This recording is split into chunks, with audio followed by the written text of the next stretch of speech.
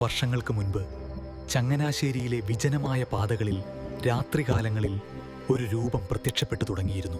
ഒറ്റപ്പെട്ട വഴികളിലൂടെ നടന്നു പോകുന്നവരോട് ഇരുട്ടിൽ മറഞ്ഞു നിന്ന് അയാൾ പൗരുഷമായ ശബ്ദത്തിൽ ചോദിച്ചു, ഒരു ബീഡി തരുമോ? ഭയത്തോടെയാണെങ്കിലും കയ്യിലുള്ള ബീഡി നൽകി തീപ്പെട്ടിക്കൊള്ളി ഉരയ്ക്കുന്നവർ കണ്ടത് ചോരയുറയുന്ന ആ കാഴ്ചയായിരുന്നു. ആ വെളിച്ചത്തിൽ അവർ കണ്ടത് ഒരു മനുഷ്യന്റെ പാദങ്ങളായിരുന്നില്ല, രോമങ്ങൾ നിറഞ്ഞ കറുത്തിരുണ്ട പോത്തിന്റെ കാലുകളായിരുന്നു. ഒരിക്കൽ രാത്രി വൈകി കടയടച്ചു വരികയായിരുന്ന ഒരു വ്യാപാരി ഈ രൂപത്തിനു മുന്നിൽപ്പെട്ടു. വിറയ്ക്കുന്ന കൈകളോടെ അയാൾ തീപ്പെട്ടിക്കൊള്ളി ഉരച്ചു.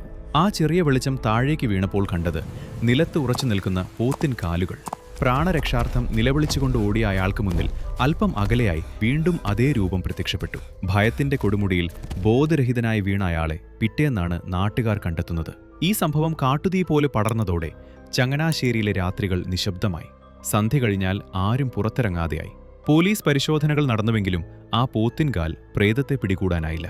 ചിലർ അതൊരു തന്ത്രമാണെന്ന് കരുതിയെങ്കിലും ഒരേ സമയം രണ്ടിടങ്ങളിൽ എങ്ങനെ ഈ രൂപം പ്രത്യക്ഷപ്പെട്ടു എന്ന ചോദ്യത്തിന് ആർക്കും ഉത്തരമില്ലായിരുന്നു.